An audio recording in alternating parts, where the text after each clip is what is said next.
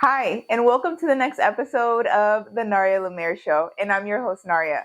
For those of you who are new, welcome. I am so excited to have you. I am a registered dietitian who specializes in gut health, weight management, and overall wellness. Now, today's topic is going to be about a few more, just really continuous, on a few healthcare failures. Now, this is totally based on my experience. I worked in clinics, I worked in different areas. So these are big reasons of why I started this practice. Now, as you know, these episodes are just myself, meaning I don't have a guest that I can have the followers come with me. So I would really appreciate all of your likes, all of your comments, good comments, bad comments, all of your questions. Please make sure to let me know, and of course, subscribe. Now, if you do have any questions, definitely comment, or you can send me an email at narialemire@gmail.com. Now, as you already know, yes, a story will be coming. Now, years before I became a registered dietitian, as you are probably already know, especially if you're already subscribed or you're my client, I used to have a lot of hope in the healthcare system. One year, I was an undergrad student. We had an international education, and I decided to go to China. This was the first time I was introduced to traditional Chinese medicine.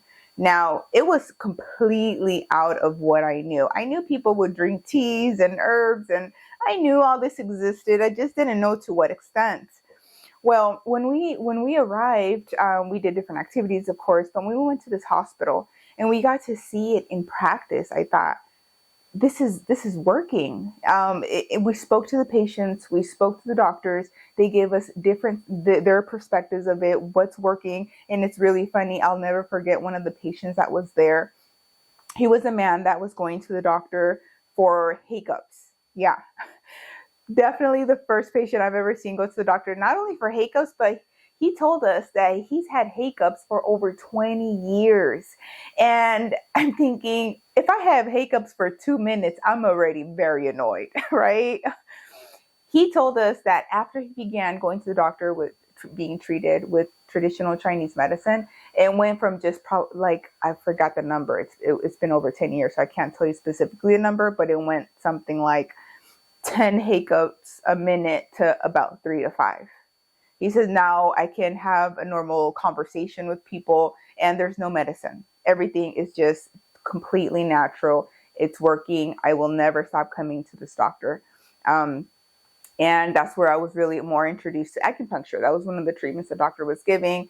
And after the doctor, I was thinking, oh, maybe I should try acupuncture. Then the doctor said, just so you know, if you try acupuncture, it shouldn't feel just like smooth sailing massage. You should feel some type of pain because it should hit the nerve. And that's what triggers that improvement.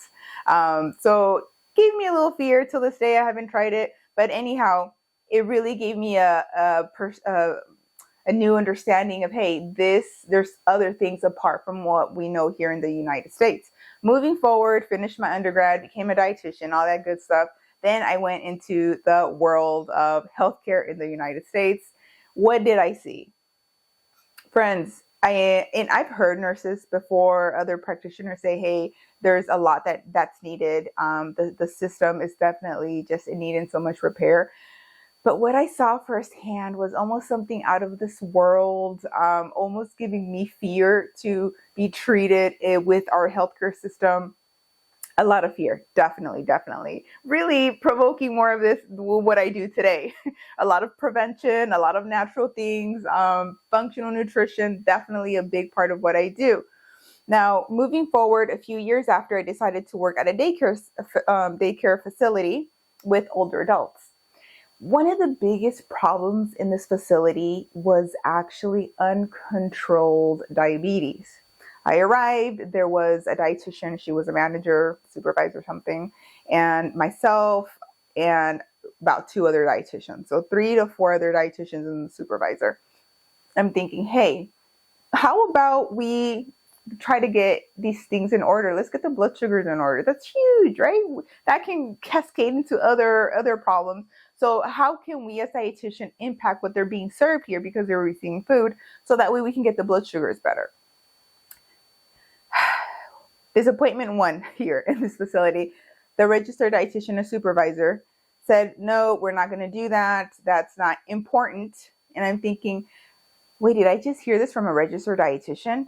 Like, I'm thinking dietitian, I'm thinking, healthy food, prevention, controlling blood sugars, all that. And she's saying, no, I don't do it. And I felt this is very important. And not just because I know it's important, but I would hear families say, I'm very concerned for my mother. Think about for yourself, do you have a mom or dad or grandpa, grandma that has diabetes and the sugars are high? Does that concern you? Right? And if you had access to a dietitian, wouldn't you want the dietitian to do something about it if it was in their power? So in this facility, it was in our power. I was just being told by someone that I felt should have supported me. She was saying no. So I'm thinking, okay, she's not listening. I know this is important. I'm going to have to bring it up during our meetings, which we had a big meetings. And I brought it up to all the doctors. The doctor said, oh my gosh, that's amazing. We would love if you would do that. And that led forward to a second meeting, and the manager basically saying, okay, go for it. Like, dude, if it's in your heart, go for it. Everybody knows about your ideas. Just go for it. So first I just asked the doctors, like, what do you see, what trends, and, all the LVNs, the RNs, all this stuff. And we were following a certain program for food or the meals that were provided at the program. I worked with another dietitian to make these adjustments. And guys, I'm not talking about out of this world adjustments. I'm talking about little baby adjustments. They were the littlest things that I knew that if they were done, the blood sugars could improve greatly. Now, finally done with the menu, sent it over to the kitchen.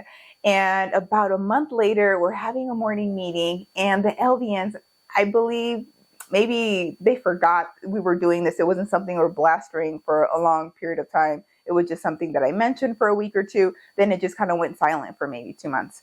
Anyhow, after the LVNs mentioned, we have noticed a massive improvement in blood sugars, and we're not sure what's happening because the medications have been adjusted. But yeah, they were super excited. So after the meeting, we're talking to the LVNs. We tell them, hey, remember the menu? Yeah, the menu changes have been implemented, and we're starting to see the results here. And they said, oh yeah, I completely forgot. That's right.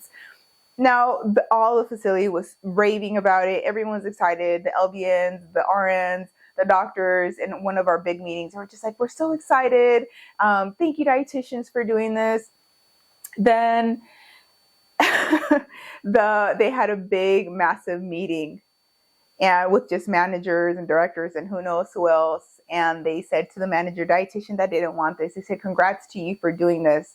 Completely took all the credit, did not say anything about her team. And I think if you work with other individuals, especially managers that do similar things like that, it's not very motivational, right? Not very motivational. But at the end of the day, my goal to help these residents, clients, was done. Their blood sugars were improved, and that was my main goal. That was one of the biggest things of why did we have to go back and forth for something that is so simple. That is so simple, and it could really relieve the stress of the family. Friends, when was the last time you went to your provider and they focused on prevention?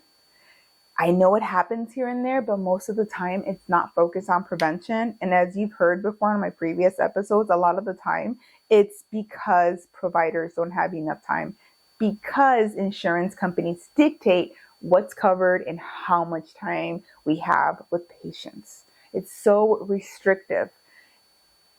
A lot, I would say 99% of my clients have insurances, but they know they're not going to do the functional testing. They're not going to get to the root cause. They don't have time for that because of insurance companies. So my company focuses on, let's get to the root problem. Let's take action. Let's be preventive. Let's do what our healthcare system here isn't doing. What's working in other countries? What are these patients saying? What are these providers saying in other places? What's working? Let's do that. And what I'm seeing with my clients is that it works. Everything I teach my clients, I practice.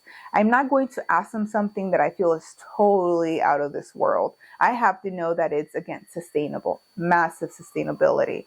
So when we think of the healthcare system, did it fail the patients, the residents at this facility, the daycare center facility? I'm going to give it a big fail there, a big fail. Because how long would it have taken for a basic change to have been done with registered dietitians that you should trust to help you improve your blood sugars? Nice and easy, right? Well, sometimes you just have to speak up and be the one that causes some change. Now, when I was little, I did not like fruits and veggies. And being honest, it took me a long time to be okay with fruits just because I have a very sensitive tongue. So when I was little, I asked my doctor, hey, I do not like fruits and veggies. Do I have to eat them? And I asked my mom because we were having a debate over work. She's like, you need to eat fruits and veggies. I'm like, no. So she said, let's ask the doctor. And I'm like, okay. So I asked the doctor, and the doctor says, yeah, you don't really need them. You don't really need them. And I took that so serious, friends. I can't even tell you. Anytime my mom would try to give me fruits and veggies, I was like, do you remember what the doctor that knows everything said? He said, I don't need to eat fruits and veggies, that I could be okay without them. And that's kind of a big chunk of my life was just, don't even talk to me about fruits and veggies. The doctor said it's not necessary. The doctor said it wasn't necessary. Not, of course, I got old and I realized, wait, why are dietitians or other practitioners saying that you should? Why? Now, fiber all day. But my point is, this was someone that I feel, again, we're putting in a high pedestal. Anything you say goes. Anything you say, we trust you. And little things like that can really result in unhealthy behaviors. You always have to go back and have control of your own health, not relying on anyone, but learning the basics of what does a human body need? What are the food groups? Why do we need protein? Why do we need this? Why do we need fruits and veggies? Why should we follow a lower fat diet? Why are these things important? Because if someone just tells you without explaining, there's not going to be a lot of reason for you to change, right? Now, have you had experience similar to the ones I just explained in your healthcare journey? Maybe yours, your family members. I'd love to chat about it. Definitely comment below or share the story. But friends, the main point here is, here in the United States, we do not focus on prevention here at the healthcare system. You have to do it for yourself. I did it for myself. I help my clients do it for themselves. But if you're relying on the healthcare system in the United States, which in my opinion is fairly broken, it's going to be a rough one. There's one hospital / insurance company, and I'm not going to mention the name, but if you have them, you know who it is. They have dietitians in their facility, but if someone wants to work on weight management, healthy weight loss, they do not refer to registered dietitians. They specifically refer to health educators that teach them about food shakes. So they sell them shakes to lose the weight without teaching them the basics of nutrition. It's all food shakes. So it's not just, hey, I'm not only not going to refer you to a dietitian so you can learn about these things, but I'm going to give you all these shakes so you can eat shakes all the time, and you're going to pay extra for them and you'll lose weight that way. Friends, is that something that even sounds healthy? Drinking shakes all day? What? Once in a while, sure, have a ball, drink your protein shakes. Great. But if you're substituting all of your meals with shakes, if you're just like shake here, and not enjoying your foods, what's going to happen when the holidays come? When your birthday comes, when you go on vacation, what's going to happen then? What happens when you go out for dinner with some friends? Are you going to bring your shake? That's not fun, right? I highly doubt you would agree that that's fun. I don't see how that would be fun. If you have one life to live and you had to drink shakes instead of having real food, I don't see that. I don't believe that's fun. If you disagree, great. Let me know why. But there's a lot of things in the healthcare system, guys, that I want you to be aware. Do your own research and know that a lot of it's not for prevention. It is not for longevity. It is not for health vitality. It's not for these things. It's what's the problem? Okay, we're not going to really worry until it's a problem. And then when it is, oh wait, pharmacy, let's come on, let's get over here. But When you think of prevention, all of that is just somewhere in the facility getting mild attention, because guess what? In facilities, usually they don't make a lot of money, right? If you're healthy, is a pharmacy company going to make money? I think we know the answer there, right? So I challenge you to take control of your health and stop relying on anyone for it. Do your research, ask the questions. Do your research on providers. Who do you trust? Find a doctor, dietitian, nurse. Find someone you trust that's teaching the correct information, someone you connect with, and reach out to them. This is so important, because do you just want to age just to age and say, hey, I lived till 80, not feeling good, feeling tired, feeling fatigued, unable to walk? Or do you want to feel good until your last day on earth? That's really up to you. It's not up to your doctor. It's not up to me. It's not up to anyone but yourself. If you're choosing to trust the healthcare system, if you're choosing to live the typical American lifestyle, sitting all day, friends, it's not going to be fun when you age. And I see it too much not to tell you. All right. So comment below. Let me know your thoughts. If you have any interest in certain topics, definitely comment and let me know, or send me an email again at narialamaire@gmail.com. Till next time, friends. Bye. And don't forget to subscribe.